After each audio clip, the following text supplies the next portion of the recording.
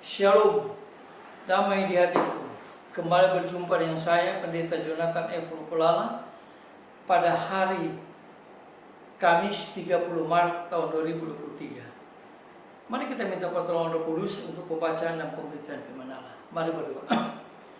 Tuhan Yesus, kami mau membaca dan menyampaikan firman. Urapilah hamba-Mu dengan kuasa Roh Kudus-Mu, dan juga Tuhan mengurapi para pendengar yang akan mendengarkan firman Allah. Dan Roh Kudus menolong kami supaya kami dapat meyakini firman Allah dan melakukan firman Allah itu dengan baik.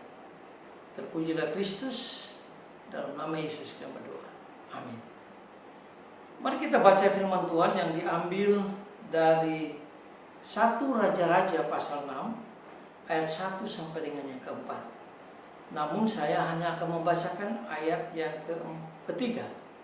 Firman Tuhan berkata begini: rumah yang didirikan Raja Salomo bagi Tuhan itu 60 hasta panjangnya, dan 20 hasta lebarnya, dan 30 hasta tingginya. Demikian firman Allah. Yang berbahagia kita yang membaca, mendengar, dan melakukan firman Allah. Haleluya. Tema kita pada hari Minggu ini, pada hari Kamis ini adalah pemimpin yang memberi dan melakukan yang terbaik. Nah, saudara-saudara yang saya kasih dalam Kristus, seorang tukang batu ikut menjadi pekerja dalam sebuah proyek pembangunan gedung gereja, ternyata tidak bekerja sekedar untuk mendapatkan upah. Dan dia bekerja bukan untuk mendapatkan upah, tapi dia bekerja dengan penuh kasih, karena dia mau membangun gedung gereja. Sekalipun hanya bekerja menyusun bata demi bata, dalam dirinya terdapat keyakinan saat gedung gereja itu selesai dibangun akan menjadi tempat umat atau anggota persekutuan gereja datang beribadah, menyembah, memuji-muji nama Tuhan bersama-sama dengan jemaat-jemaat yang lain. Sungguh hal itu menunjukkan si tukang batu itu sebagai orang yang sangat visioner dan penuh kasih. Ia melihat apa yang dia lakukan sekarang, sesederhana apapun itu, di masa akan datang membawa dampak yang sangat berarti bagi kehidupan berjemaat. Jadi satu bata pun yang dia susun, tapi dia susun dengan penuh kasih, maka itu berdampak yang luar biasa. Umat Allah bisa menyembah Tuhan, memuji dan membesarkan Tuhan, bahkan mendengarkan firman Allah.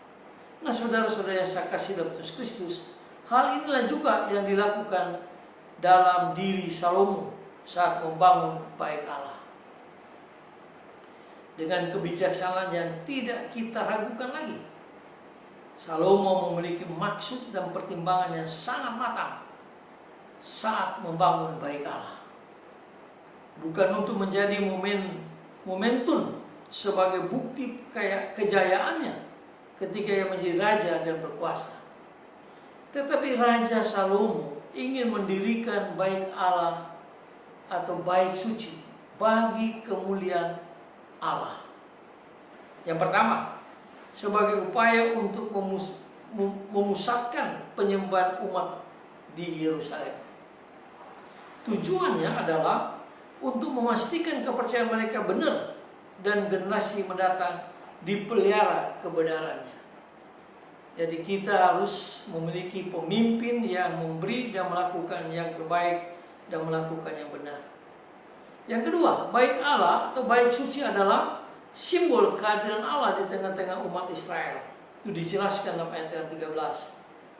Bait suci menjaga umat Israel supaya fokus kepada 10 hukum yang Allah sudah berikan kepada orang Israel, kepada pemimpin-pemimpin Israel, dan juga kepada kita sebagai orang-orang yang dibenarkan oleh Kristus, supaya kita taat kepada kebenaran Kristus, termasuk hukum-hukum yang Tuhan Yesus berikan kepada kita.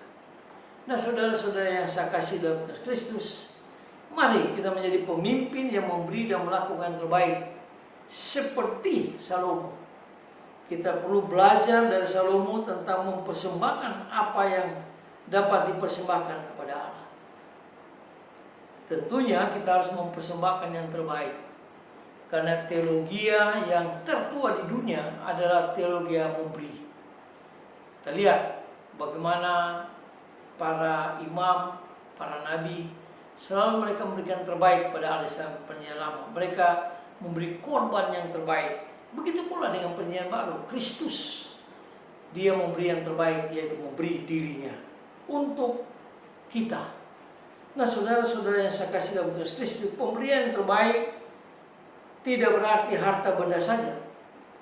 Bisa juga memberi waktu, ide, tenaga, doa, serta segala sesuatu yang diperlukan bagi pekerjaan Tuhan, bagi kemuliaan nama Allah Tritunggal.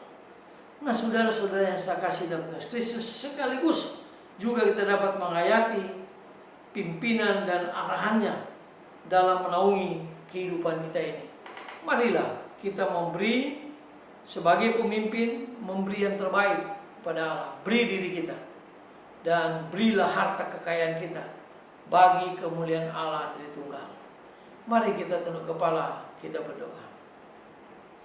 Tuhan Yesus, ajar kami supaya kami senang memberi dengan sukacita dan senang juga melakukan hal yang benar dan yang baik, supaya kami semua diberkati oleh Tuhan Yesus.